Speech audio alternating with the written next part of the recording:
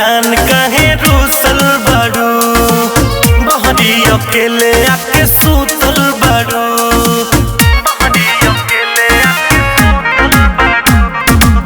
जानू से जान कहे रूसल बारू, बहरी अकेले आके सूतल बारू।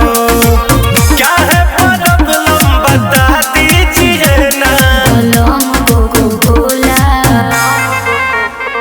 बलम कोको कोला पिला दीजिए ना। बलम कोको कोला पिला दीजिए ना। जी पल्लू से बिना डुला दीजिए ना।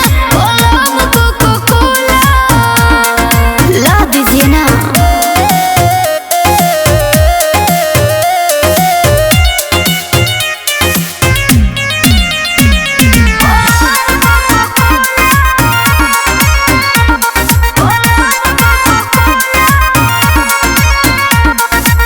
चलो ना शॉपिंग करा दूंगा मैं जी, चल के सिनेमा दिखा दूंगा मैं जी।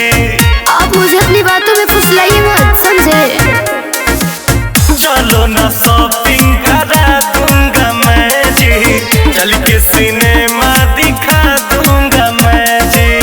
जुल्मी गर्मी सता रही है जी, मेरी बेचैनी बढ़ा रही है जी। मेरी बेचैनी बढ़ा रही है जी। प्यार का जैसा सिला दीजिए ना। बलम कोको कोला